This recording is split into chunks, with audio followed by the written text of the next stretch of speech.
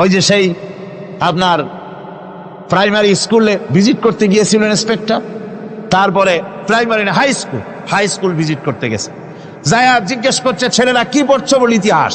ঠিক আছে, ইতিহাস থেকেই প্রশ্ন করব, বলতো চীনের প্রাচীর কে ভেঙেছে? ছেলেরা জবাব দিচ্ছে তুমি বলো। কেউ বলছেন। বেঞ্চের কোনা যে ছেলেটি, সে বলছে সর্বনাশ, কেউ যখন স্বীকার করে না, এটা তো আমার মাথায় আসবে। সব শেষ ইন্সপেক্টর তাকে বলছে তুমি বলো তো কে ভেঙেছে চীনের প্রাচীর? কয় স্যার, গ্রামে আমার দুষ্টমির যথেষ্ট বদনাম আছে, কিন্তু চীনের প্রাচীর ভাঙার মতো দুষ্কর্ম আমি করি নাই। ইন্সপেক্টর খুব রেগে গেলেন, মাস্টারের দিকে তাকালেন, এই বুঝি আপনার ইতিহাস পড়ানো? মাস্টার ইন্সপেক্টরের বিরক্তি ভরা মুখ দেখে বলছেন, স্যার রাগ করবেন না, এসব ছাত্র তো আমার, ওদের অবস্থা তো আমি জানি, আপনি আসছেন ঢাকা থেকে, আপনি জানবেন কি? আমি হলপ করে বলতে পারি আমার ক্লাসের কোন ছাত্র চীনের প্রাচীর ভাঙে নাই। ইন্সপেক্টর রাগ হইয়া চলে গেছে হেডমাস্টারের রুমে, যায় বলছে যে আমি আপনার স্কুলের গ্রান্টকে আমি নাকচ করে দেব, মঞ্জুরি আমি ক্যান্সেল করে দেব। কেন? এই অবস্থা। হেডমাস্টার বলছে, স্যার রাগ করবেন না, আপনার জন্য কিছু টাকা পয়সাও রাখছি হাদিয়া, বড় একটা চর্বিযুক্ত খাসিও জবাহ করা হয়েছে, পুকুর থেকে রুই মাছ তোলা হয়েছে। তারপরেও আমার ছাত্ররা, টিচাররা বলার পরেও যদি আপনার সন্দেহ হয়ে থাকে যে আমার ছাত্ররাই ভাঙছে, তো ওই আপনি অসন্তুষ্ট হবেন না, রাগ করবেন না স্যার, ওই প্রাচীর ভাঙতে যা খরচ লাগে আমি কিছু খরচ দেবো, তো আপনি রাগ করেন না। এখন চিন্তা করেন, স্কুলের ছাত্র থেকে শুরু করে হেডমাস্টার পর্যন্ত জ্ঞানের বহর। তো বলতেছিলাম, আপনি আমি ওজন স্তরে ফাটল ধরিয়েছি, তার অর্থ এই নয় যে আপনারা গিয়ে ওখানে কুড়াল মারিয়ে ওটারে ভাঙছেন। তাহলে ওটা কি হয়েছে? কোরআনে কারীমে রব্বুল আলামিন বলেন, ওয়ামা সাবাকুম মিন মুসিবাতিন ফাবিমা কাসাবাত আইদিকুম ওয়া ইয়াফু আন কাসীর। যত বিপদ তোমাদের উপর আরোপিত হয়, সমস্ত বিপদ তোমাদের দুই হাতের কামাই করা। কে বলছেন? আল্লাহ পাক। ওজনের স্তরে ফাটল ধরেছে, এটা বিপদ, বিশ্বের সমস্ত মানব সভ্যতা সৃষ্টি জগতের জন্য বিপদ। এই বিপদের জন্য দায়ী পৃথিবীর মানুষ। কিরকম? সেটা হচ্ছে গাড়ির পেছন থেকে যে কালো ধোঁয়া বের হয়, কল কারখানার চিমনি থেকে যে কালো ধোঁয়া বের হয়, এই কালো ধোঁয়াগুলি, তারপরে সমস্ত কেমিক্যাল উইপেন সেগুলি যে টেস্ট করা হয়, তার রিয়াকশন ইত্যাদি, এই কালো ধোঁয়া এবং সমস্ত মারণাস্ত্রগুলি এক্সপেরিমেন্ট করার সমস্ত এই রিয়াকশনগুলি সবগুলি গিয়ে ওই ওজন স্তরে ফাটল ধরিয়ে দিয়েছে। আস্তে করে পাতলা হয়ে এটা ফেটে গিয়েছে, অতি বেগুনি রশ্মি আসা শুরু করেছে। এটাকে বন্ধ করার জন্য বিজ্ঞানীরা আজ মরিয়া হয়ে গিয়েছে। ইনশাআল্লাহ আল্লাহ পাক তার বিজ্ঞানীদের মানুষের মাথায় বুদ্ধি এনে দিবেন, রিপেয়ারও হয়ে যাবে ইনশাআল্লাহ। সবাই বলেন ইনশাআল্লাহ। তাহলে বললাম কেন এ কথাটা? এই জন্য বললাম যে কোরআনে কারীমের মধ্যে আল্লাহ রাব্বুল আলামিন সব কথা বলে দিয়েছেন, কোনো কথা বাদ রাখেন নাই। পাহাড়গুলি ভেঙে আমরা ক্ষতি করতেছি, গাছগুলি কেটে আমরা ক্ষতি করতেছি, প্রকৃতির ভারসাম্য নষ্ট করে দিচ্ছি, ফলে সমুদ্রের পানি স্ফীত হচ্ছে, ভূমিকম্প বাড়তেছে, ঘূর্ণিঝড় হচ্ছে, টর্নেডো হচ্ছে, পৃথিবী বিধ্বস্ত হয়ে যাচ্ছে, ক্লাইমেটের পরিবর্তন আসছে। আজকে পৌষ মাস, এটা কি মাস? কত তারিখ? দেখেন বাংলা ভাষাকে কত মহব্বত করি। যদি বলি আজকে ডিসেম্বরের কত তারিখ, গড় গড় করে মুখস্থ হয়ে যাবে। বাংলারে খুব ভালোবাসি, মাসটার তারিখ বলতে পারলাম না, দুঃখিত। এই হলো আমাদের ভালোবাসা। আজকে পৌষ মাসের অর্ধেকও শেষ হয়ে যাচ্ছে, অথচ মনে হচ্ছে শীত যেন তার শ্বশুর বাড়ি বেড়াতে গেছে। এই যে অবস্থা, এই অবস্থা শুধু বাংলাদেশে নয়, গোটা পৃথিবীতে ক্লাইমেটের একটা বিরাট পরিবর্তন আসতেছে, একটা বড় রকমের পরিবর্তন আসতেছে। এর কারণ হচ্ছে এই পৃথিবীর মানুষেরা নিজেরাই প্রকৃতির ভারসাম্যকে নষ্ট করে দিয়েছে। এই ভারসাম্য নষ্ট হওয়ার কারণে আবহাওয়ার পরিবর্তন হচ্ছে, সামুদ্রিক জলোচ্ছ্বাস বাড়তেছে, ভূমিকম্প, আগ্নেয়গিরি ইত্যাদি হচ্ছে এবং পৃথিবীর মানুষ বিধ্বস্ত হচ্ছে। বলতেছিলাম এ কোরআনে কারীমের মধ্যে আল্লাহ পাক সব কথা বলে রেখেছেন, যদি জানতাম বুঝতাম তাহলে এই অবস্থার সৃষ্টি হতো না। এটা বিজ্ঞানের বই নয়, রাজনীতির বই নয়, সমাজনীতির বই নয়, বরং সমস্ত নীতিমালার উচ্চ জ্ঞানের উচ্চ হচ্ছে আল কোরআন। জ্ঞানের উচ্চ কি? আরো জোরে বলেন, জ্ঞানের উচ্চ কি? আল কোরআন। পবিত্র কোরআনে এমন এমন ঘটনা আল্লাহ পাক বলেছেন যা ষষ্ঠ শতাব্দীর দুনিয়া এ সম্পর্কে কিছুই জানতো না। অবশ্য কিছু কিছু ঘটনা ইহুদিদের কিতাবে অতিরঞ্জিত আকার এবং বিকৃত অবস্থায় এসেছে, কিন্তু কোরআনে কারীম দুনিয়ার মানুষকে আদম সৃষ্টি, নূহের বন্যা, তারপরে মুসা আলাইহিস সালাম ফেরাউনের ঘটনা, ইব্রাহিম আলাইহিস সালামের নমরুদের ঘটনা এবং ইউসুফ আলাইহিস সালামের কাহিনী সবগুলিকে সুন্দর করে কোরআন শরীফ উপস্থাপনা করেছে রাসূলের মাধ্যমে, যা পৃথিবীর ইতিহাসে কেউ জানতো না। সেগুলি আল্লাহ পাক জানাইছেন কিভাবে? কোরআনে কারীম বলছে, তিলকা মিন আম্বাইল গায়বি নূহিহা ইলাইকা মা কুনতা তা'লামুহা আনতা ওয়ালা কওমুকা মিন ক্বাবলি হাযা। এ হলো সব অজ্ঞাত ঘটনা। সমস্ত ঘটনাগুলি আল্লাহ পাক তার হাবিবকে শুনিয়ে বলে দিলেন, সব অজ্ঞাত ঘটনা যা তুমি জানতে না, তোমার কোনো জানা ছিল না, আমি ওহীর মাধ্যমে তোমাকে সব জানাইছি। ইউসুফ আলাইহিস সালামকে যখন তার ভাইয়েরা কুয়ার মধ্যে ফেলে দিতেছিল তখন তুমি উপস্থিত ছিলে না, এই ঘটনা ওহীর মাধ্যমে আমি জানালাম। মুসা আলাইহিস সালামকে যখন ফেরাউন দরিয়ার ভিতরে ফেলে দিল, সেই সময় তুমি সিনাই পর্বতের পাশে দাঁড়িয়ে সব দৃশ্য লক্ষ্য করনি, অথচ আমি ওহীর মাধ্যমে সব তোমাকে খুলে খুলে বলে দিয়েছি। আল্লাহ পাক সমস্ত ঘটনাগুলিকে বলে বলে কোরআন শরীফের মধ্যে সব সাজিয়ে দিলেন, বলে দিলেন। তিনি বললেন, ওয়ামা কুনতা বিজানিবিল গারবি ইয কাযাইনা ইলা মুসাল আমরা ওয়ামা কুনতা মিনাশ শাহিদিন। ফিরআউন যে মুসার সঙ্গে যে ব্যবহারটা করলো, এ সময় সেখানে তুমি উপস্থিত ছিলে না, আমি ওহীর মাধ্যমে তোমাকে তা জানিয়েছি। কাযালিকা নাকুসসু আলাইকা মিন আনবাই মা ক্বাদ সাবাকা ওয়া ক্বাদ আতাইনাকা মিন লাদুন্না যিকরা। আল্লাহ পাক বলেন, এভাবে আমি আপনার কাছে অতীত ঘটনাবলী ওহীর মাধ্যমে নিখুঁতভাবে আপনার সামনে সব বলে দিয়েছি। আমার ভাইয়েরা, এই বিশ্বলোকে ঊর্ধ্ব লোক সম্পর্কে নিয়ে ভুল তথ্য বর্ণনা আল্লাহ পাক করে দিয়েছেন কোরআনের মাধ্যমে। 1665 খ্রিস্টাব্দে স্যার আইজাক নিউটন তিনি আবিষ্কার করলেন মাধ্যাকর্ষণ শক্তিকে। এই মাধ্যাকর্ষণ শক্তি, ল অফ গ্রাভিটেশন, এ সম্পর্কে মানুষের এর থেকে কিছু জানলো, কিন্তু আজ থেকে 1400 বছর আগে আল্লাহ রাব্বুল আলামিন তার উম্মি নবী, যিনি কোনো বিজ্ঞানাগারে লেখাপড়া করেন নাই, কোনো সায়েন্স রিসার্চ করেননি, যিনি কোনো কলেজ ইউনিভার্সিটিতে পড়াশোনা করেননি, তার মাধ্যমে জানিয়েছেন মাধ্যাকর্ষণ শক্তির কথা। কোরআন বলছে, ইন্নাল্লাহা ইউমসিকুস সামাওয়াতি ওয়াল আরদা আন তাজুলা। এই পৃথিবী এবং সমস্ত গ্রহ উপগ্রহকে আল্লাহ পাক বলছেন, আমি এমন এক শক্তি দিয়েছি যে শক্তির মাধ্যমে একটা আরেকটাকে আকর্ষণ করে রাখছে। এই পৃথিবীতে মাধ্যাকর্ষণ শক্তি শুধু পৃথিবীর নাই, সূর্যের আছে, মঙ্গলের আছে, নেপচুনের আছে, ইউরেনাসের আছে, বৃহস্পতির আছে। প্রত্যেকটি গ্রহের আলাদা আলাদা মাধ্যাকর্ষণ শক্তি আছে, আর এই শক্তির বলে একটা আরেকটাকে টেনে ধরছে যাতে করে বিচ্ছিন্ন হয়ে না যায়, যাতে করে ধ্বংসপ্রাপ্ত না হয়। এগুলি আল্লাহ পাক এই তথ্যগুলি কোরআনে কারীমের মধ্যে বলেছেন। ফলে মরিস বুকাইলির মতো লোক, যিনি ফরাসি দার্শনিক, তিনি বলেছেন দুনিয়ার সমস্ত বিজ্ঞানীদের থিওরি হচ্ছে এই যে বিজ্ঞানের কোনো থিওরি ফাইনাল নয়। আজ একটা হচ্ছে, কাল সেটাকে পরিবর্তন করে নতুন আর এক থিওরি আসতেছে। কিন্তু কোরআনে কারীমের মধ্যে আমি, কে বলতেছেন এ কথা? না না না, মরিস বুকাইলি বলছেন, কোরআন শরীফের ভিতরে আমি যে বিজ্ঞানের তথ্য পেয়েছি, থিওরি পেয়েছি, তার কোনো পরিবর্তন আজও হয় নাই, ভবিষ্যতেও হওয়ার কোনো সম্ভাবনা নাই। মরিস বুকাইলি মনে করেছিলেন বেদ আর বাইবেলে যেমন ভুল আছে, কোরআন শরীফে ওই রকম ভুল আছে, নাউজুবিল্লাহ। সেই জন্য তিনি আরবি শিখলেন কোরআন বোঝার জন্য, ভুল ধরার জন্য। কোরআন শিখলেন কি জন্যে? ভুল ধরার জন্য। আর এমন সেটা শিখছেন, ওই আরবি শিক্ষা মানে আমাদের দেশের লোকদের মতো আনাকুম জানাকুম শেখে নাই, ভালো করেই শিখছে, ভালো করেই মুখস্থ করেছে, তার ভালো করে আরবি শিখেছেন, তারপরে কোরআন শরীফ পড়েছেন, তারপরে তিনি এ কোরআন পড়ে তেলাওয়াত করে বুঝে এরপরে তিনি বই লিখেছেন দি Bible, the Quran and science.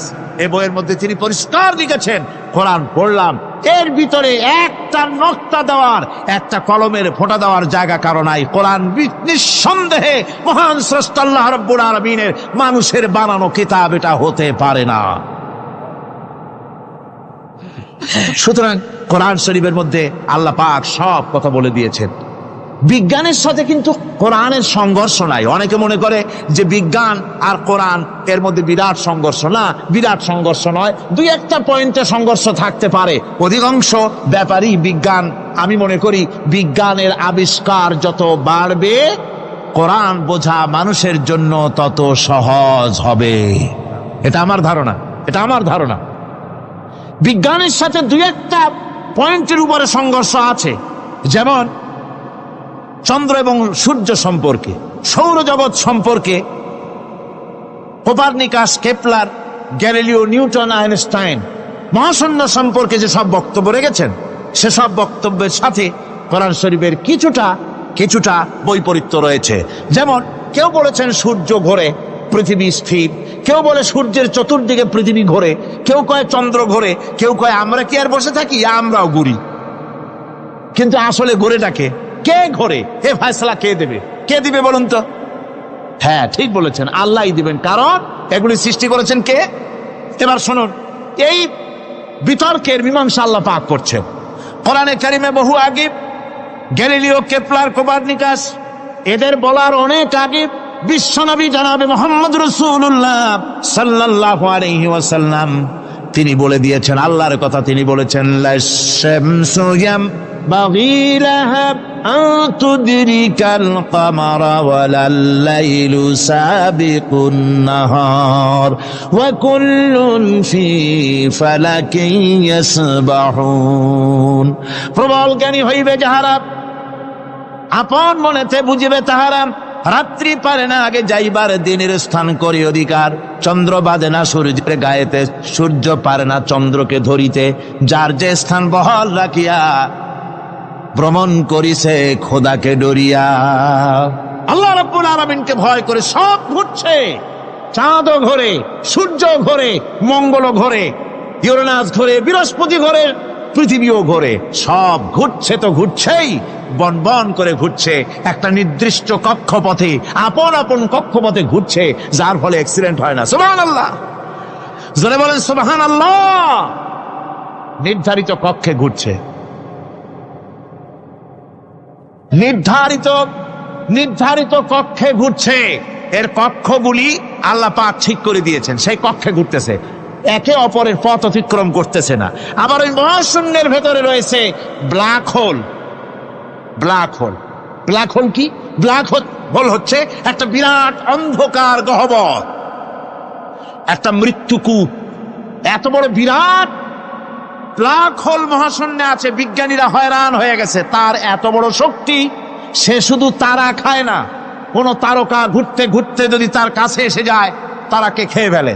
কোন আলো যদি কাছে আসে, আলো শুষে নিতে নিতে আলো যার থেকে এসেছে সেটাকেও শেষ করে ফেলে। এ ধরনের একটা দারুণ আকর্ষণী শক্তি তার মধ্যে আল্লাহ সৃষ্টি করেছেন। একটা ব্ল্যাক হোল আছে মহাশূন্যের ভিতরে, সূর্য, চন্দ্র, গ্রহ, নক্ষত্র, যে সূর্য পৃথিবীর চাইতে 13 লক্ষ গুণ বড়, এমন 2 কোটি সূর্য খাইয়া হজম করতে পারে, এত বড় ব্ল্যাক হোল আল্লাহ তৈরি করে রেখেছেন মহাশূন্যের উপরে।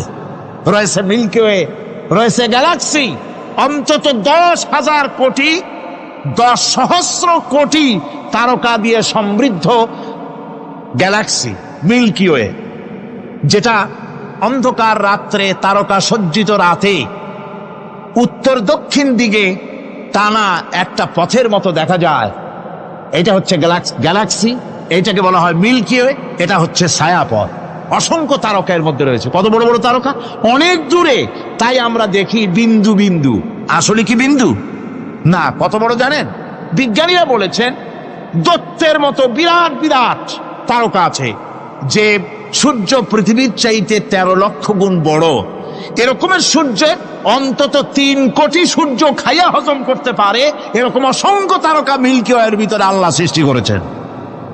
সুবহানাল্লাহ বিহামদিহি, সুবহানাল্লাহ।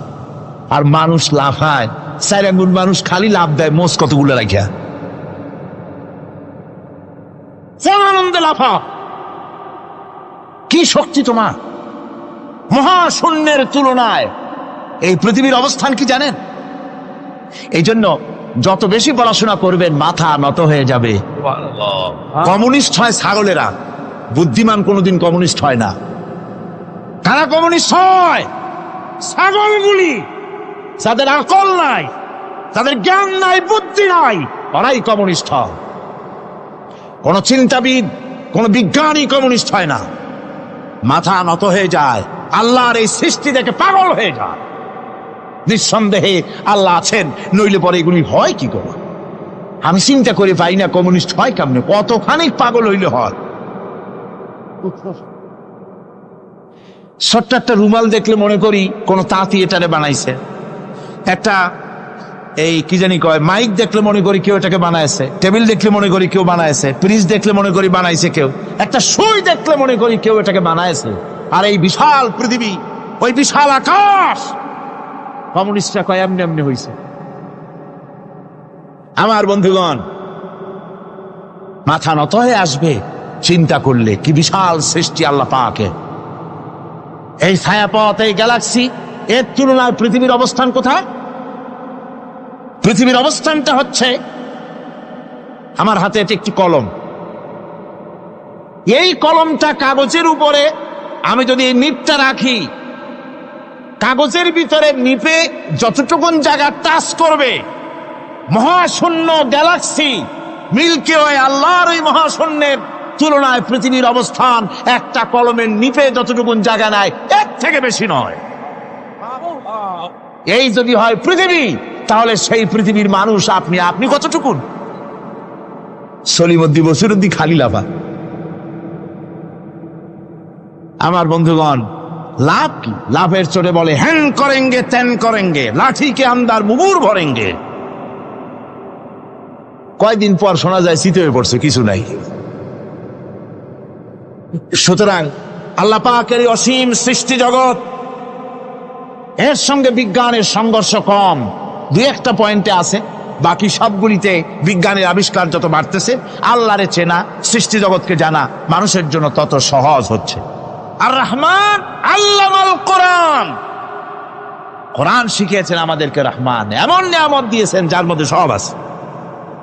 মানুষ সৃষ্টির ব্যাপারে, মানব সৃষ্টির ব্যাপারে নির্ভুল তথ্য যদি পেতে হয়, তাহলে কার কাছে যাব? জোরে কন। আল্লাহর কাছে যেতে হবে। আর আল্লাহর কাছে না যাইয়া মানব সৃষ্টির রহস্য যদি জানতে যাই ডারউইনের কাছে, তাহলে আপনার মামু হবে সুন্দরবনের বান্দরেরা। ঠিক কিনা? বান্দরেরা হবে মামু, শিম্পাঞ্জি ওরাং ওটাং হবে আপনার নানা আর দাদা। তার কারণ ডারউইন সাহেব বলেছেন, মানুষ এর পূর্বপুরুষ হলো বাঁদর, শিম্পাঞ্জি, ওরাং ওটাং। এটা হলো তার থিওরি অফ ইভলিউশন। এই বিবর্তনবাদের থিওরি পেশ করতে গিয়ে তিনি বলেছেন, মানুষ হলো বান্দরের জাত। আরে বেটা, তুই বান্দরের জাত। নিজের লেজ কাটিয়া সকলের লেজ কাটা আরম্ভ করতে যাচ্ছে। কি পাগলের পাগল, মানুষ হয়েছে বান্দরের জাত। আশ্চর্য কথা। কেমনে কইলে? তো বললো যে শিম্পাঞ্জি দেখছে, তো সে শিম্পাঞ্জি দেখে তার মনে হয়েছে যে মানুষ ওইরকমই তো দেখা যায়, তো মানুষ বুঝি বান্দর থেকেই আসছে। আমি বলি, পৃথিবীতে এমন পাগল আমি কোনোদিন দেখিও নাই, শুনিও নাই যে কোনো পাগল পাবদা মাছ দেখে বলেছে যে এটা হচ্ছে বোয়াল মাছের পূর্বপুরুষ। টাকি মাছ দেখে কোন ছাগলেও বলেছে আজ পর্যন্ত যেটা হলো শোল মাছের পূর্বপুরুষ। পুঁটি খাইতে খাইতে আস্তে আস্তে বিরাট শোলে পরিণত হয়ে গেছে, কোনো পাগলেও বলেনি। আচ্ছা, মেনে নিলাম ডারউইন সাহেবের থিওরি, মেনে নিলাম এক সেকেন্ডের জন্য যে বান্দর থেকেই মানুষ হয়েছে। এখনো তো বানর প্রজাতি আছে না, শেষ হয়ে গেছে? আছে কিনা? তাহলে সুন্দরবনে যান, যে দেখুন কোন বাঁদর কি এ পর্যন্ত দেখা গেছে যে কোমর পর্যন্ত মানুষের মতো হয়ে গেছে। আর একটু দুধ আর পনির আর একটু এই শুটকি মাছ, লোট্টা ফিশ খাওয়াইলে আর কদিনের মধ্যে এই বান্দরটা মানুষ হয়ে যাবে। হয়েছে এরকম? বাঁদরের 12 আনা মানুষ হয়ে গেছে, 14 আনা মানুষ হয়ে গেছে, আর অল্প একটু বাকি। এরকম দেখা গেছে কোথাও? দেখা যায়নি। এগুলি পাগলামি কথা, পাগলামি কথা। মানুষ বানর থেকে আসেনি, মানুষ ওরাং ওটাং থেকে আসেনি, মানুষ শিম্পাঞ্জি থেকে আসেনি। মানুষ এসছে কোত্থেকে? এটা জানতে হলে, এ নির্মূল তথ্য জানার জন্য আসতে হবে কোরআনের কাছে। কার কাছে?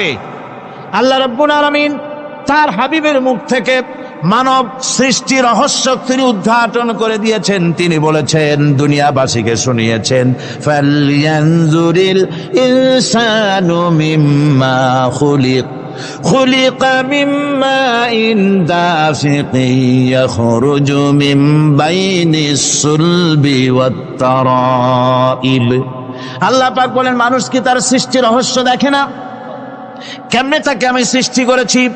মায়ের বক্ষ পিঞ্জর থেকে, বাপের পৃষ্ঠ থেকে সবেগে নির্গত এক ফোঁটা নাপাক পানি দিয়ে আমি আল্লাহ মানুষকে সৃষ্টি করেছি।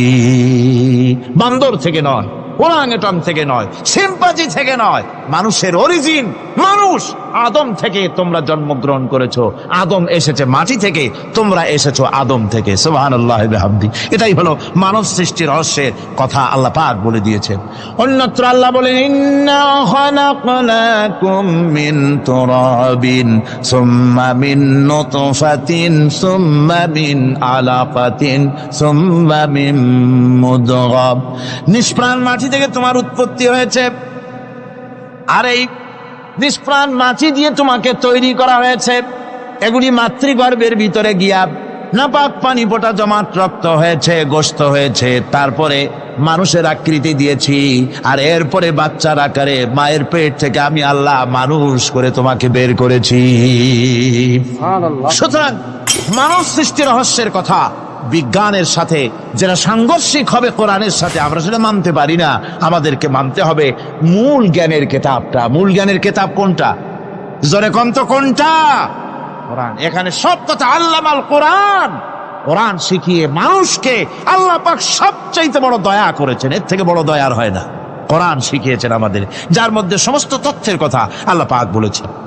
The universe and doctor Einstein বইয়ের ভিতরে লেখা হয়েছে যে একদিন এমন হবে যখন ধীরে ধীরে সূর্য তার আলো হারিয়ে ফেলবে, চন্দ্র নিষ্প্রভ হয়ে যাবে, আর পৃথিবী আস্তে আস্তে তার গতি হারিয়ে ফেলবে। একথা আজকের বিজ্ঞানীরা অথবা আজ থেকে কয়েক বছর আগের বিজ্ঞানীরা একথা বলছেন। কিন্তু রাসূল করিম সাল্লাল্লাহু আলাইহি ওয়াসাল্লামের মুখ থেকে আজ থেকে 1400 বছর আগে, যিনি বিজ্ঞানাগারে মোটেও পড়াশোনা করেন নাই, লিখতে জানেন না, পড়তে জানেন না, সই করতে জানেন না, বিজ্ঞান আসছে কথা বলছে, সেই কথা 1400 বছর 1500 বছর আগে রাসূল করিমের মুখ থেকে আল্লাহ পাক বলছেন।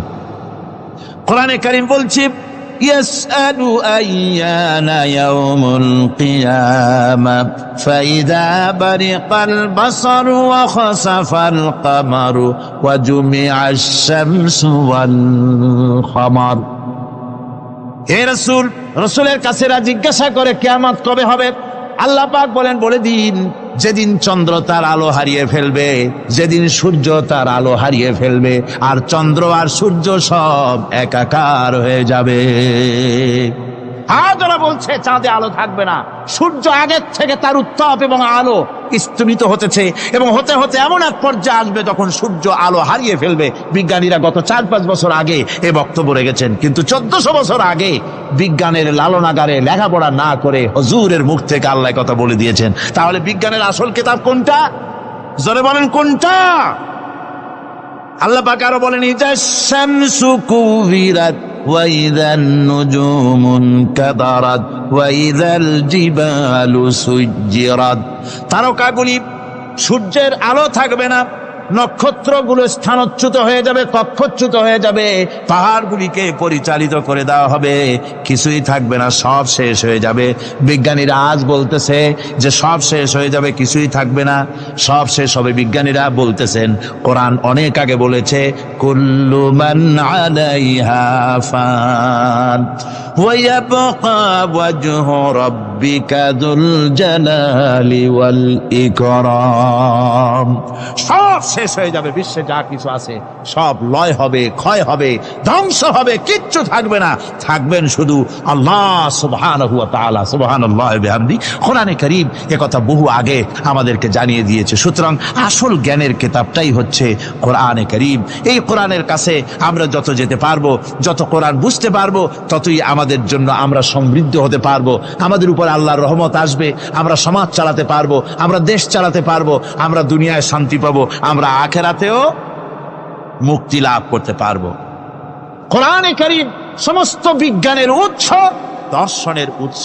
এইটা না জানলে কিছুই জানা হয় না, এইটা জানা হলে সব জানা হয়। পণ্ডিত আপনার ডক্টর শহীদুল্লাহ, আল্লাহ জান্নাত নসিব করুন, সবাই বলুন আমিন। তিনি বলতেন, বড় বড় সেমিনারে গিয়ে বলতেন তিনি, যে আপনারা যারা বক্তব্য রাখতে এসেছেন, জনগণকে বলছি না, যারা বক্তব্য রাখতে এসেছেন, MA পাস করেছেন, ডিগ্রি করেছেন, PhD করেছেন, এভারসিএস করেছেন, বহু কিছু ডিগ্রি আপনারা লাভ করেছেন, নামের আগে 6 হাত লম্বা ডিগ্রি আপনারা লাগাইছেন, আপনারা পণ্ডিত ঠিকই, কিন্তু এই কোরআন শরীফের জ্ঞান যদি আপনাদের না থাকে, আপনারা পণ্ডিত, তবে আপনারা মূর্খ পণ্ডিত। কি পণ্ডিত? কি পণ্ডিত? মূর্খ পণ্ডিত। ওরা বলে যে মৌলবীরা জানে কি, মৌলবীরা জানে কি?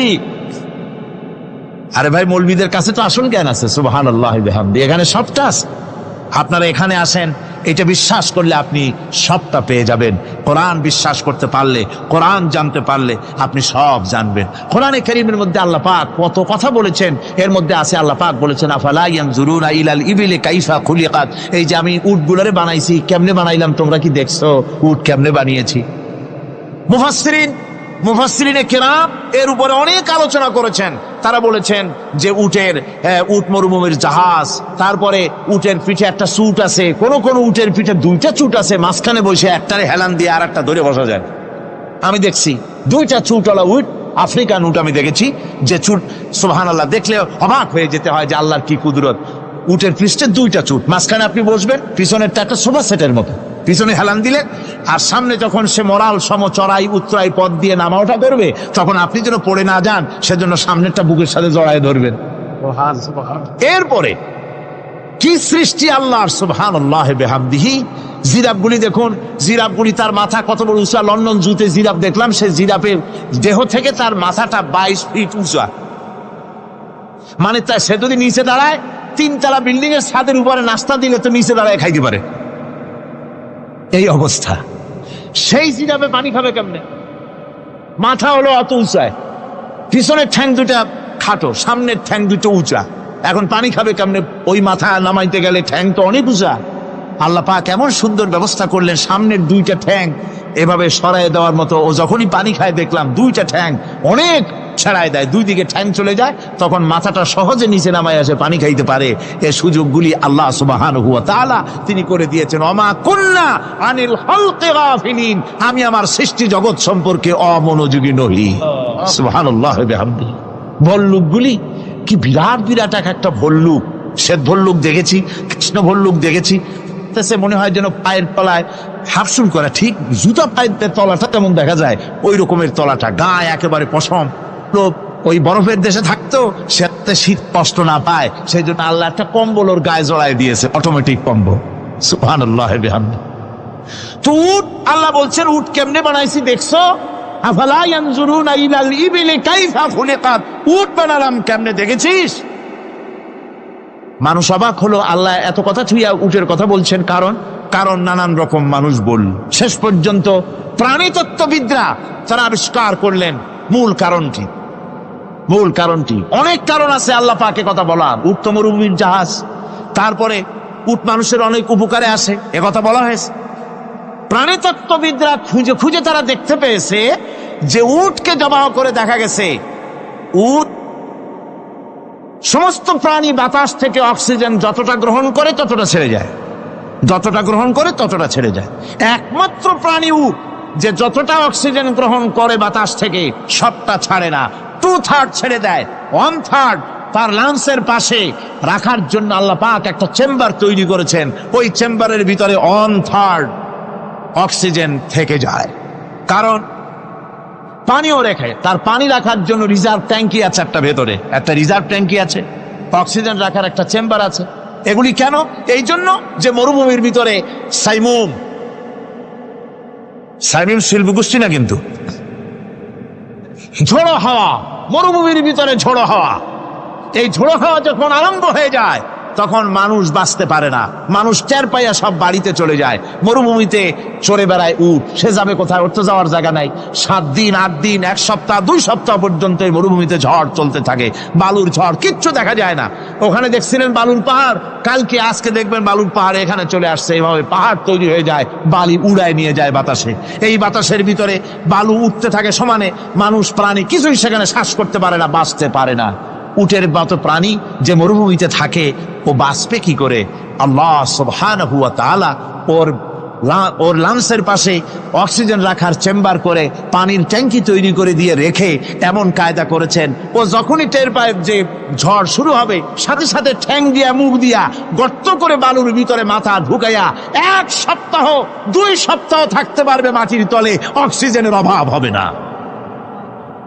আফালা ইয়ানজুরুনা ইলাল ইবিলি কাইফা খুলিকাত, দেখো নাকি কিভাবে সৃষ্টি করেছি আমি এই সুন্দর উটকে, একবার দেখো। আর শুকরিয়া তোমার মাথা নত হবে। যত বড় কমিউনিস্ট হও, আল্লাহর শ্রেষ্ঠের জন্য সেজদা দিতে বাধ্য হবে যদি তোমার ঈমান এতটুকুনো থাকে। জান্নাতীরা খামোশ হয়ে বসে থাকবেন।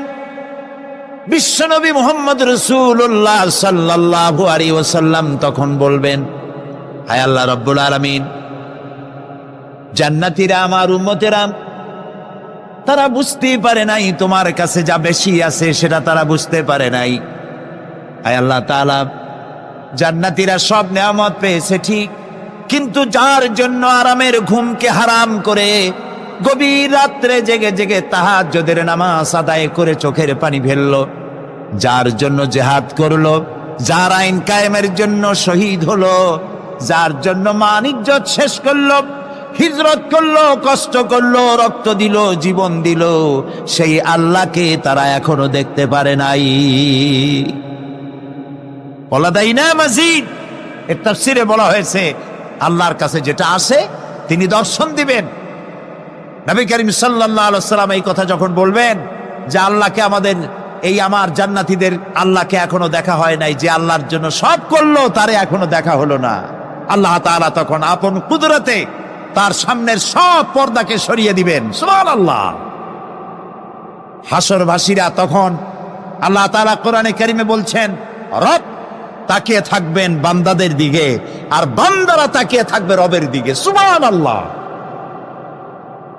এর মধ্যে কত লক্ষ বছর পার হয়ে যাবে কেউ বুঝতে পারবে না। দুঃখের রাত পোহাতে খুব কষ্ট হয়, আর সুখের রাত কোন ফাঁকে আজান হয়ে যায় টের পায় না, ঠিক না? আল্লাহকে দেখতে থাকবে মানুষেরা। সুবহানাল্লাহ, সুবহানাল্লাহ। আল্লাহকে বলি, আয় আল্লাহ তাআলা, জান্নাতের যে অনুষ্ঠানে তুমি তোমার দর্শন মুবারক দিয়ে জান্নাতীদেরকে তুমি ধন্য করবে, সেই মজলিসের কোন এক কোনায় কানায় আমাদের মতো গুনাহগারদের একটু জায়গা করে দিও আল্লাহ তাআলা। জীবনের সব থেকে বড় কামিয়াবি। সুতরাং আল্লাহ রাব্বুল আলামিন তাকে দেখা যাবে না, কিন্তু তার সৃষ্টি জগৎ থেকে তাকে চেনা যায়। এত সুন্দর ফুল, এটা এমনি এমনি হতে পারে না। হযরত ইমাম আবু হানিফা রাহমাতুল্লাহ আলাইহির সাথে এক নাস্তিকের বাহাস হওয়ার কথা। সে নাস্তিক অস্বীকার করেছে আল্লাহ নাই। ইমাম সাহেব বলেছেন আছেন। আচ্ছা ঠিক আছে, তর্ক হবে, বিতর্ক অনুষ্ঠান হবে। ইমাম সাহেব তার আসার সময় চাইতে প্রায় 1-2 ঘন্টা ডিলে হয়ে গেল। নাস্তিক উপস্থিত জনগণকে বলল, যে লোক তার ওয়াদা রক্ষা করতে পারে না তার সাথে আবার বহস কিসের? এ কথা বলতে বলতেই ইমামে আজম আবু হানিফা রাহমাতুল্লাহ আলাইহি মঞ্চে উঠে এসেছেন। নাস্তিক বলল, আপনার সাথে আমার তর্ক করার উৎসাহ হারিয়ে ফেলেছি। কেন? আপনি যে এতটা সময় ওয়াদা খেলাপ করলেন, 2 ঘন্টা হয়ে গেল, মূল অনুষ্ঠানের শুরুতে আপনি আসলেন না। তিনি বললেন যে তুমি নিরুৎসাহিত হবে তো আমার কাছে দেরি হলো কেন? তারপরে না বলবা। আচ্ছা ঠিক আছে, আপনি বলেন কেন দেরি হলো? তিনি বললেন, আমি এই জায়গায় আসতে গিয়ে সামনে একটা নদী বাঁধলো, এখন আমি আসবো কেমনে? মহাচিন্তায় পড়ে গেলাম, কিভাবে যাব? পারাপারের কোনো ব্যবস্থা নাই। হঠাৎ দেখলাম পাশে একটা গাছ, আগে দেখিনি, দেখি যে একটা বড় গাছ। গাছটা কেমনে কেমনে কাইতে হয়ে পড়ে গেল, কেমনে কেমনে তাড়াতাড়ি করে কতগুলি তক্তা হয়ে গেল, ফটাফট তক্তাগুলি লাগিয়ে একটা নৌকা হয়ে গেল, লাফ দিয়ে পড়লো নদীতে। আমি চট করে উঠলাম সেই নৌকায় আর পাড়ি দিয়ে আসলাম। ওই তক্তাগুলি ফাটতে চিটতে আর লোহাগুলি লাগতে তড়িৎ গতিতে তাড়াতাড়ি হইতে যতটুকু সময় লাগছে আমার আসতে ওই জন্য দেরি হয়েছে। সুবহানাল্লাহ পরে কর। এখন নাস্তিক কয় যে আপনার সাথে আমি তর্ক মোটেই করব না। কেন? কয় যে আপনার মাথার স্ক্রু ঠিক আছে কিনা। কয় কি জন্য? কয় আপন ইচ্ছায় একটা গাছ ফট করে এরকম হয়ে গেল, কোনো করাত ছাড়া মিস্ত্রি ছাড়া গাছগুলি চিরে ভেরিয়া তক্তা হয়ে গেল, আর কোন রকমের মিস্ত্রি ছাড়াই জোড়াতালি লেগে নৌকা হয়ে গেল, আর মাঝি ছাড়া পালায় গেলেন। আপনার মস্তিষ্কের স্ক্রুগুলি ঢিলা, আপনার সাথে আমি তর্ক করব না। তিনি বললেন, নাস্তিক শোনো, বিনা মিস্ত্রিতে একটা গাছ চিরে ভেরে তক্তা হইতে পারে না। তোমার দলিল। বিনা মিস্ত্রিতে কতগুলি তক্তা একত্রিত একটা নৌকা হইতে পারে না, তাহলে বিশাল আকাশ বিনা মিস্ত্রিতে কেমনে তৈরি হইল? তোমার এই পা থেকে শুরু করে মাথা পর্যন্ত এই সুন্দর দেহ কেউ সৃষ্টি করে নাই, এমনি এমনি কলা গাছের মধ্যে হইছো তুমি। নাস্তিকের চোখ খুলে গেল। বলেন কি? আমি তো এইভাবে চিন্তা করি নাই, আমি মুসলমান হয়ে গেলাম। লা ইলাহা ইল্লাল্লাহু মুহাম্মাদুর রাসূলুল্লাহ।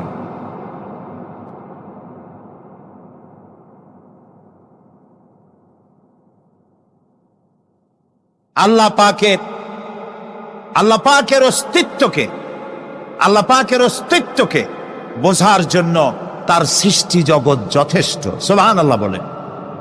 শুধুমাত্র কপাল পোড়া ওরাই আল্লাহরে চেনে না। লক্ষ্য করুন, আপনার আমার পা থেকে শুরু করে মাথা পর্যন্ত কি সুন্দর বিন্যস্ত করেছেন আল্লাহ তাআলা। সুবহানাল্লাহ। আল্লাহ তাআলা বলেছেন, দেখো, আফালা ইয়ানজুরুনা ইলাল ইবিলি কাইফা খুলিকাত। তোমরা কি দেখো না যে আমি উটকে বানাইছি কেমনে? আল্লাহর আদাত মোবারক, আল্লাহর সিস্টেম, আল্লাহর কুদরত হচ্ছে এই লাঠি দিয়া পিটাইয়া মানুষকে হেদায়েত করার কোনো অভিলাষ, কোনো ইচ্ছে আল্লাহর নাই। সুবহানাল্লাহ বলেন। আল্লাহ রাসূলকে বলেছেন, ইন্নামা আনতা মুযাক্কিরুন লাস্তা আলাইহিম বিমুসাইতির। হে নবী, আমি আপনাকে উপদেশক করে পাঠিয়েছি পৃথিবীতে, লাঠি মারার জন্য দারোগা করে বাড়াই নাই। সুবহানাল্লাহ। আপনি আল্লাহরে মানবেন না, আল্লাহ একটা ফেরেশতা পাঠাই দেবে পিটাই ওর গর্দানের চামড়া উঠাইবেন না। আল্লাহ বলেন যে দেখো, যুক্তি প্রমাণের মাধ্যমে তুমি আল্লাহকে চিনতে শেখো। নিজের দিকে তাকাও। আচ্ছা, তোমরা উট দেখো নাই? কে বলতেছেন? আল্লাহ বলছেন উট দেখো নাই? আফালা ইয়ানজুরুনা ইলাল ইবিলি কাইফা খুলিকাত ওয়া ইলাস সামায়ে কাইফা রুফিআত। ওই বিশাল আকাশ। আচ্ছা দেখেন তো, এই যে প্যান্ডেলটা, আমাদের দৃষ্টিতে প্যান্ডেলটা বড়, কিন্তু আকাশের দৃষ্টিতে এটা কি? কিছুই না। এই প্যান্ডেলটুকুন তৈরি করতে কয়শো বাঁশ লাগছে, দেখছেন তাকাইয়া? আচ্ছা, এবার আকাশটার দিকে তাকান, কয়টা খুঁটি আছে? আল্লাহ তাআলা বলছেন, আনতুম আশাদ্দু খালকান আমিস সামাউ বানাহা। তোমারে বানানো কঠিন না ওই বিশাল আকাশটা বানানো কঠিন? তো অত বড় আকাশটাই তো আমি বানাইছি। কে বলতেছেন? আল্লাহ তাআলা। আল্লাহ বলছেন, আফালা ইয়ানজুরুনা ইলাল ইবিলি কাইফা খুলিকাত। উট বানাইছি কেমনে দেখো নাই? এইটা নিয়ে মুফাসসিরিনে কেরাম অনেক তাফসীর করেছেন। কেউ বলেছেন আল্লাহ তাআলা এই জন্য এটা বলেছেন যে উটের দুইটা হাঁটু। সমস্ত প্রাণীর হাঁটু কয়টা? কয় দুইটা। আপনার কি দুইটা হাঁটু? একটু বুঝে শুনে জবাব দেন। আমাদের হাঁটু কয়টা? গরুর কয়টা? হাতির কয়টা? সব প্রাণীর হাঁটু একটা, উটের হাঁটু দুইটা। তারপর উট মরুভূমিতে থাকে, মরুভূমির জাহাজ, অনেক কথা অনেকে বলেছে। কিন্তু একজন চিকিৎসা বিজ্ঞানী কোরআনে কারীমের এই আয়াত পড়ে তিনি চিন্তা করলেন, আল্লাহ উটের কথা কইলেন কেন? যে কেমনে বানাইছি দেখো নাই, নিশ্চয় ওর মধ্যে কিছু আছে। সে উটকে চেরাফারা করলো, উটকে অপারেশন করে, সার্জিক্যাল অপারেশন করে তারপরে তিনি আবিষ্কার করলেন। শুনুন কি আবিষ্কার করলেন তিনি আবিষ্কার করলেন, পৃথিবীর সমস্ত মানুষেরা, সমস্ত প্রাণী জগৎ পানি পান করে আর সবটা পেশাব করে বের করে দেয়। উট একমাত্র প্রাণী পানি পান করার পর সবটা খাইয়া হজম করে না। তার লাঞ্চের কাছে আলাদা একটা চেম্বার আছে, ওই চেম্বারে কিছুটা পানি সেখানে সে রিজার্ভ রাখে। গেল এক নম্বর। 2 নম্বরে পাওয়া গেল অক্সিজেন। প্রাণী জগৎ বাতাস থেকে অক্সিজেন গ্রহণ করে আর কার্বন ডাই অক্সাইড করে এটাকে বের করে দেয়। উট একমাত্র প্রাণী অক্সিজেন যতটা গ্রহণ করে ততটা ছেড়ে দেয় না, প্রত্যেকে কিছুটা জমা করে রাখার জন্য তার বুকের মধ্যে একটা জায়গা আল্লাহ একটা চেম্বার তৈরি করেছেন, ওখানে অক্সিজেন জমা থাকে, একদিকে পানি আর একদিকে অক্সিজেন শ্বাস প্রশ্বাসের জন্য। কারণ কি? কারণ হলো মরুভূমিতে বালুর ঝড় হয়, যাকে আরবিতে বলা হয় সাইমুম, বালুর ঝড়। এই ঝড় যখন শুরু হয় তখন একটানা ঝড় চলতে থাকে 2 দিন 3 দিন 1 সপ্তাহ চলতে থাকে। মানুষেরা টের পেয়ে যার যার আশ্রয় গ্রহণ করে। উট তো মরুভূমিতে চড়ে বেড়ায়, সে এইটাকে পালাবে কোথায়? সে বাঁচবে কি করে মরুঝড়ের মধ্যে? বালির ঝড়, বৃষ্টির মতো বালি পড়ে গাড়ি ডুবে যায়, পাহাড় ডুবে যায়, এই অবস্থা হয়ে যায়। উট বাঁচবে কি করে? আল্লাহ রাব্বুল আলামিন উটের দেহ তৈরি করার সময় এমন ব্যবস্থা করে দিলেন, উট যখন টের পায় বালুর ঝড় হবে, সঙ্গে সঙ্গে তার সামনের 2টা পাও দিয়া বালু সরায় দিয়া তার মাথার গলার অর্ধেকটা বালুর মধ্যে ঢুকায় দিয়া 5 দিন 7 দিন যেন থাকতে পারে, পানি আর অক্সিজেনের জন্য, সে যেন মারা না যায়। এর জন্য আল্লাহ রাব্বুল আলামিন তার বুকের মধ্যে পানি আর অক্সিজেন রাখার ব্যবস্থা করেছেন। আফালা ইয়ানজুরুনা ইলাল ইবিলি কাইফা খুলিকাত, কেমনে উট বানাইছি দেখো নাই? সুবহানাল্লাহ বলে। আল্লাহ রাব্বুল আলামিন তার এই বিশাল সৃষ্টি, আকাশ জমিন, গাছপালা, তরু লতা, কীট পতঙ্গ, সাগর নগর সব তৈরি করে তারপরে আল্লাহ তাআলা বলছেন, এবার তাকাও আমার আকাশের দিকে, তাকাও আমার জমিনের দিকে। আল্লাযী খালাকা সাবআ সামাওয়াতিন তিবাকা মা তারা ফি খালকির রহমানি মিন তাফাউত। তাকাও আমার আকাশের দিকে, তাকাও আমার জমিনের দিকে। আল্লাহ তাআলা বলছেন, দেখো কোনো ভুল আছে নাকি? হাল তারা মিন ফুতুর, কোনো ভুল দেখতে পাও? কে জিজ্ঞেস করছেন? তাকাও আকাশের দিকে, দেখো জমিনের দিকে, দেখো হাল তারা মিন ফুতুর, কোনো ভুল দেখতে পাও? আল্লাহ তাআলা বলেন, বারবার তাকাও, বারবার তাকাও। এভাবে বারবার দেখতে দেখতে তোমার চক্ষু কাতর হয়ে তোমার নিজের দিকে ফিরে আসবে। আমার সৃষ্টি নৈপুণ্যতার ভেতরে কোনো ভুল খুঁজে পাবে না। পা থেকে শুরু করে মাথা পর্যন্ত আমরা একটু খেয়াল করি তো, আমাদের পায়ের তালুর চামড়া যেরকম, পায়ের পিঠের চামড়া কি ওরকম? আমাদের পায়ের পিঠের চামড়া যেরকম, ওইটা যদি হতো পায়ের তলায়, তাহলে প্রতি 3 দিন অন্তর 2 দিন অন্তর পায়ে হাফসুল করা লাগতো জুতার মতো, ঠিক না? হাতের উপরে চামড়াটা যেরকম, হাতের তালুতে চামড়া কি ওরকম? হাতের তালুর চামড়া কি তাও কইতে পারেন, পুরু, আর উপরেরটা পাতলা। এই উপরের চামড়াটা যদি এইখানে হইতো তাহলে গরম কদু আর ডাল খাইতেই পারতেন না, চামড়ার কাম শেষ। এগুলো চিন্তা করলেই তো শকর করতে ইচ্ছা হবে যে এই যে একই শরীর আমার 2 রকমের চামড়া কেন দিলেন? আর কোনো চেষ্টা নাই, এমনি এমনি হইছে। কত বড় রাম ছাগল হলে নাস্তিক হতে পারে, জানোয়ারের চাইতে নিকৃষ্ট নাস্তিকেরা, পশুর চাইতে কুত্তার চাইতে নিকৃষ্ট যারা নাস্তিক। কুত্তায়ও আল্লাহরে চেনে, সুবহানাল্লাহ বলো, আল্লাহরে চেনেছে। গরু ছাগল আল্লাহ যা বানিয়েছে সব আল্লাহর হুকুম মতো তার নিজস্ব পরিমণ্ডলে থাকে। মানুষ নামের কলঙ্ক ওই সব মানুষ যারা বিশ্ববিদ্যালয়ে চাকরি করে আমাদের সন্তানদেরকে নাস্তিক বানায়। এর একটা শয়তান কয়েক মাস আগে দূরে কোথাও গিয়ে আল্লাহ জাহান্নামে নিয়ে গিয়েছে। ওর কবরে জাহান্নামের আগুন জ্বলুক কিয়ামত পর্যন্ত। সে একাই শয়তান নয়, বিশ্ববিদ্যালয়ের অসংখ্য ছেলেদের মেয়েদেরকে ধ্বংস করেছে, ইমান নষ্ট করেছে। প্রিয় ভাই সব, আল্লাহ রাব্বুল আলামিন তার অস্তিত্বের প্রমাণ রেখেছেন আর বলেছেন, দেখো কোনো ভুল পাও নাকি? আল্লাহর এক দরবেশ বান্দা এক বট গাছের নিচে বিশ্রাম করতেছিলেন আর সূরা মুলক পড়তেছিলেন। এই আয়াতের কাছে এসেছেন, হাল তারা মিন ফুতুর, দেখতে পাও কোনো ভুল? শুয়ে শুয়ে বলতেছে, আল্লাহ তোমার সৃষ্টি জগতে তো ভুল ধরার কোনো উপায় নাই, কেউ ধরতে পারবে না, তবে আমার চোখে একটা জিনিস বেমানান মনে হয়। ভুল ধরতে কারো ক্ষমতা নেই, একটা জিনিস আমার কাছে বেমানান লাগে। একা একা বলতেছে, সেটা হলো এই, তুমি তাল গাছ বানাইছো যেমন তালও সেই রকম বড়, বেল গাছ যেমন বেলও বড়, নারকেল গাছ যেমন নারকেলটাও বড়, কিন্তু এত বড় বিরাট বট গাছ, ফল একেবারে ইতুটুকু ইতুটুকু।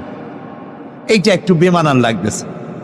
এই চিন্তা করতেছে দরবেশ সাহেব, হঠাৎ করে একটু বাতাস এসে গাছের ডাল আন্দোলিত হয়েছে, একটা আধা পাকা বটের ফল অনেক উঁচু থেকে ছিঁড়ে এসে দরবেশের নাকের উপরে পড়ছে, নাকটা জ্বলে উঠছে। দরবেশ সাহেব বলছে, আস্তাগফিরুল্লাহ, আল্লাহ, এটা তো ফল না, এটা আমার চিন্তার জবাব। আমি চিন্তা করতেছি গাছ আনমান ফল হয় নাই, তাল গাছ যেমন ফল যেমন, বট গাছ যেমন ফল যদি ওই আকারে হইতো, ফলটা যে পজিশন নিয়ে আমার নাকে পড়ছে, এতে তো আমার নাকও যাইতো মাথাও যাইতো। সুতরাং আল্লাহ রাব্বুল আলামিন তার সৃষ্টি জগৎকে আপন কুদরত দিয়ে সুন্দর করে সৃষ্টি করেছেন। ভাগ্যবান তারা যে আল্লাহকে স্বীকার করে 5 ওয়াক্ত নামাজে আল্লাহকে সেজদা দেয়, সুবহানাল্লাহ। আর শিক্ষক নামের, শিক্ষিত নামের কলঙ্ক ওই সব মুসলমান যারা মুসলমানের ঘরে জন্মগ্রহণ করে নিজেকে নাস্তিক বলে পরিচয় দেয়, নিজেকে যারা বামপন্থী বলে পরিচয় দেয়। মুসলমান তা আবার বামপন্থী, আস্তাগফিরুল্লাহ। কোরআনে কারিমে আল্লাহ তাআলা বলেছেন, আসহাবুল ইয়ামিন আসহাবুশ শিমাল, ডানপন্থী আর বামপন্থী। রাসূলুল্লাহ বলেছেন, বাম হাতে খায় শয়তান, তোমরা বাম হাতে খাবা না। বাম দিকের কামটাই শয়তানের, বাম দিকের কাম কার? জোরে বলেন। এই জন্য রাস্তা দিয়ে হাঁটবেন, ডান দিক দিয়ে হাঁটেন। কিছু খাইবেন, ডান দিক দিয়ে খান। কিছু শুরু করবেন, ডান দিক দিয়ে করেন। মুসলমানের কাজ সব ডান। ডানপন্থীদের নেতা পয়গম্বরেরা সব ডানপন্থীদের নেতৃত্ব দিয়ে আল্লাহ রাব্বুল আলামিন কিয়ামতের দিন ডানপন্থীদের নিয়ে আল্লাহর নবীরা জান্নাতে চলে যাবেন। আর বামপন্থীদের নেতা শয়তান, বামপন্থীদেরকে শয়তানের নেতৃত্ব দিয়ে সবগুলিকে জাহান্নামে নিয়ে যাবে। এই জন্য দেখবেন বামপন্থীদের যত নেতা আছে, একটা নেতাও মসজিদে যায় না, নামাজ পড়ে না। প্রিয় ভাই, সব কপাল পোড়া না হলে কোন মুসলমানের সন্তান বামপন্থী আন্দোলন করতে পারে না। হতভাগ্য, নিকৃষ্ট, জঘন্য। আল্লাহ এদেরকে হেদায়েত করুন, বলেন আমিন। জোরে বলেন আমিন। ওরা নামাজে নাই, রোজায় নাই, আল্লাহ নাই, রসুলে নাই, পরকালে নাই, মক্কায় নাই, মদিনায় নাই, ঠিক কিনা? আল্লাহ হেদায়েত নসিব করুন, বলেন আমিন। তাহলে 3টি পুঁজির কথা বলেছিলাম। তার মধ্যে প্রথম পুঁজি হলো আল্লাহর কি বিশ্বাস করতে দেখি? অস্তিত্বকে বিশ্বাস করা। এই অস্তিত্বের উপরে আমি আর আলোচনা করতে চাই না। আমরা বিশ্বাস করি আল্লাহ আছেন, ঠিক না? আচ্ছা, এবার প্রশ্ন করি, আল্লাহ আছেন, কোথায় আছেন? আচ্ছা, বুঝতে পারছি আপনাদের মধ্যে ইখতিলাফ হয়ে গেছে। কেউ বলছেন সব জায়গায়, কেউ বলছেন আরশে, কেউ বলছেন আকাশে। আর যারা বেশি বুদ্ধিমান তারা কোনো জবাব দেন নাই, চিন্তা করছেন কোনটা কইয়ে কোন জ্বালায় পড়ি। আল্লাহ রাব্বুল আলামিন কোথায় আছেন সেই প্রশ্ন আল্লাহ কি করা দরকার? আল্লাহ আপনি কোথায় আছেন, এই প্রশ্ন আমরা করার আগে আল্লাহ রাব্বুল আলামিন কোরআনে কারীমের মধ্যে জবাব দিয়ে দিয়েছেন, আর রাহমানু আলাল আরশিস ইসতাওয়া। সুবহানাল্লাহ। বলে আল্লাহ সব জায়গায় আছেন এ কথা ঠিক নয়। কেন ঠিক নয় সেটাও বুঝায় দেয়। সব জায়গা বলতে তার মধ্যে তো টয়লেটও আছে। সব জায়গা বলতে আরো বহুত খারাপ জায়গা আছে, আমি সে জায়গাগুলির নাম নিলাম না। তাহলে আল্লাহ কি সেসব জায়গা আছেন? বলেন নাউজুবিল্লাহ। আল্লাহ নিজেই বলছেন আল্লাহ আছেন আরশে ইসতাওয়া। আল্লাহ আছেন কোথায়? আরশে। আল্লাহ যে আরশে আছে সেই জন্যই তো মানুষেরা হাত উঁচু করে আল্লাহর কাছে, এরকম বলে যে উপরওয়ালা, বলে না, না নিচুওয়ালা বলে, সব জায়গাওয়ালা এরকম বলে, উপরওয়ালা বলে। আল্লাহ আছেন আরশে, কিন্তু প্রত্যেক রাতে তিনি প্রথম আকাশে আসেন। সুবহানাল্লাহ। বান্দাদেরকে ডাকার জন্য আসেন। আল্লাহ সর্বত্র জ্ঞান রাখেন। তার ইলমের মধ্যে এক চুল পরিমাণ জায়গা আকাশেও নাই, জমিনেও নাই যে আল্লাহ রাব্বুল আলামিন ওই জায়গাটুকুন সম্পর্কে তাৎক্ষণিকভাবে অবহিত নন। এমন এক চুল পরিমাণ জায়গা আকাশেও নাই, জমিনেও এটাই হলো আল্লাহ সব জায়গার জ্ঞান, তার ইলমের মধ্যে সব তিনি জানেন। এ কথা একটি ছোট্ট আয়াতের মধ্যে এভাবে বলা হয়েছে, وَيَعْلَمُ مَا فِي الْبَرِّ وَالْبَحْرِ وَمَا تَسْقُطُ مِنْ وَرَقَةٍ إِلَّا يَعْلَمُهَا। এই পৃথিবীতে জমিনের ভিতরে কি হয়, সমুদ্রের অতল তলদেশে কি হয়, সব আমি জানি। এমনকি এই পৃথিবীর কোন একটি গাছের পাতা যদি পড়ে যায়, কোন দেশের কোন গাছের কোন পাতা পড়েছে সে খবর আমি আল্লাহর কাছে হয়ে যায়। এটি আমি বললাম, বানায় বললাম, এটি কোথায় আছে? তো আল্লাহ রাব্বুল আলামিন কোরআনে পরিষ্কার করে বলে যে একটা পাতার খবর যদি আল্লাহর কাছে হয়, তাহলে আমরা কোথায় কি করি তিনি টের পান না? অবশ্যই টের পান। এটি আমাদের মনে রাখতে হবে। তো আল্লাহ তাআলা, তার উপরে আমাদের বিশ্বাস হচ্ছে এই যে তিনি আরশে ইস্তাওয়া, আরশে আছেন, এবং তিনি না জানেন না দেখেন এমন কিচ্ছু নাই, না শোনেন এমন কিচ্ছু নাই। এমনকি সমুদ্রের অতল তলদেশে ছোট্ট পাথরের ভিতরেও যদি একটি পোকা যদি পালায়ে থাকে, এমন পোকা যা মাইক্রোস্কোপ যন্ত্র ছাড়া দেখা যায় না, এমন একটি পোকা আটলান্টিক বা প্রশান্ত মহাসাগরের অতল তলদেশে থেকে যদি ক্ষুধার যন্ত্রণায় চিৎকার মারে, কেউ শোনে না। আরশের মালিক আল্লাহ রব্বুল আলামিন বলেন আমি শুনতে পাই। সুতরাং তিনি সব শুনতে পান, তিনি দেখতে পান, এবং সবকিছু তার নলেজে আছে। এ হচ্ছে আল্লাহর অস্তিত্বে বিশ্বাস। 2 নম্বরে আল্লাহর সিফাতে বিশ্বাস। 2 নম্বরে কি বলেন? সিফাত মানে কি? গুণ। বলেন কি? গুণাবলীতে বিশ্বাস। আল্লাহর নাম আল্লাহ, বলেন তো। আল্লাহ নয়, কিন্তু আল্লাহ হচ্ছে অশুদ্ধ, শুদ্ধ হচ্ছে আল্লাহ। বলার সময় মুখটা গোল হয়ে যাবে। বলেন তো, সবাই উচ্চারণ করেন আল্লাহ, আবার বলেন আল্লাহ, আবার বলেন আল্লাহ। সুবহানাল্লাহ, কি মধুর নাম, কি মজার নাম।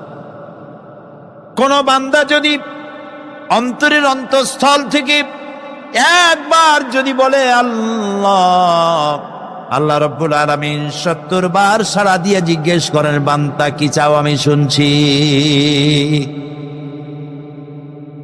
আল্লাহ হচ্ছে ইসমে জাত, আর সিফাতি নাম হচ্ছে বাকি 98টা নাম। মোট ওয়ালাহুল আসমাউ হুসনা, আল্লাহ তাআলা রয়েছে পবিত্র নাম, অনেক নাম, 99টা নাম। কয়টা নাম? আল্লাহ হচ্ছে ইসমে জাত। এই যে আমরা অনেক সময় খোদা বলি, খোদার কসম, খোদার কিরা, খোদা হাফেজ বলি না আমরা? এই খোদা শব্দ যতটা সম্ভব এই শব্দ উচ্চারণ থেকে বিরত থাকা উচিত, কারণ আল্লাহর 99 নামের মধ্যে খোদা বলে কোনো শব্দ নাই। কেউ যদি 10 লক্ষ বার খোদা বলে, একবার আল্লাহ বলার সমান হবে না, হবে না। কেমন খোদা বলে আল্লাহ নিজের নামকে পরিচিত করেন নাই। আল্লাহর নাম হচ্ছে আল্লাহ, আল্লাহর নাম কি? আর বাকি হলো গুণবাচক নাম। তিনি রব, তিনি রাজ্জাক, তিনি ওয়াদুদ, তিনি জব্বার, তিনি কাহ্হার, তিনি রহমান, তিনি রহিম। এরকম আছে না নাম? সব গুণবাচক নাম। এই আল্লাহকে বিশ্বাস করতে হবে। 1 নম্বরে তার অস্তিত্ব, তিনি আছেন। 2 নম্বরে গুণ সহকারে বিশ্বাস করতে হবে। আমরা পানিকে বিশ্বাস করি সে চুবাইয়া ডুবাইয়া মারতে পারে, এই হিসাবে বিশ্বাস করি, ঠিক না? আগুনকে বিশ্বাস করি সে পোড়ায় মারতে পারে। সাপকে বিশ্বাস করি সে দংশন করলে আমি মরে যেতে পারি, ঠিক কিনা? এইভাবে প্রত্যেকটা জিনিসের গুণ সহকারে তাকে বিশ্বাস করতে হয়। সেই জন্য আল্লাহকে আল্লাহ আছেন এইটা শেষ কথা নয়, তার গুণ সহকারে তাকে বিশ্বাস করতে হবে। তিনি হচ্ছেন খেতে দেওয়ার মালিক, রাজ্জাক। মানে বলেন তো নামটা কি? রাজ্জাক মানে কি? রিজেক দাতা। কে রিজেক দাতা? এই জন্য রিজেক চাইতে হবে কার কাছে? আল্লাহর কাছে। কোনো অভাব অভিযোগের জন্য আমি কাউকে বলবো না আপনি আমারে খেতে দেন, আল্লাহর কাছে চাইতে হবে। চাইবো কার কাছে? আল্লাহর কাছে। খেতে দেওয়ার মালিক তিনি। আচ্ছা বলেন, এই পৃথিবীর মধ্যে মানুষেরা বেশি না হাতি, ঘোড়া, বাঘ, ভল্লুক, ময়না, টিয়া, মাছ, পাখি, পতঙ্গ, কীট এগুলো বেশি? কোনটা বেশি? আমরা বেশি না ওরা বেশি? ওরা বেশি, ওরা বেশি।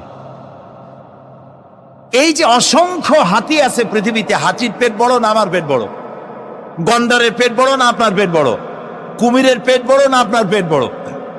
আচ্ছা, এখন এই সব প্রাণীদেরকে কে খেতে দেন? আপনার আমার তো ব্যাংকে ডিপোজিট আছে, কম থাকুক বেশি থাকুক, গোলায় ধান আছে, চাউল আছে, বাড়িতেও আছে, আছে না? কিন্তু এই যে পাতিশিয়াল, ফক্স, পাতিশিয়াল চেনেন তো? চিনবেনই তো, সাংঘাতিক চালাক এগুলি। এই পাতিশিয়াল কোন ব্যাংকের ম্যানেজারের কাছে গিয়ে বলছে যে ম্যানেজার সাহেব, এখন তো পৌষ মাস, আমি 10টা মুরগি চুরি করে আনছি, আমার নামে একটা অ্যাকাউন্ট খোলে, বৃষ্টির সময় যখন আমি চুরি করতে পারবো না তখন এগুলি উইথড্র করে আমি আমার পেট বাঁচাবো। এই কথা বলে শিয়ালের নামে, বাঘের নামে কোনো অ্যাকাউন্ট আছে ব্যাংকে? কোরআন শরীফে আল্লাহ তাআলা বলছেন এমন অনেক প্রাণী আছে পৃথিবীতে যারা তাদের রিজেক সংগ্রহ করে রাখে না। আল্লাহ বলেন আমি আল্লাহ তাদেরকে রিজেক দেই। কে দেয়?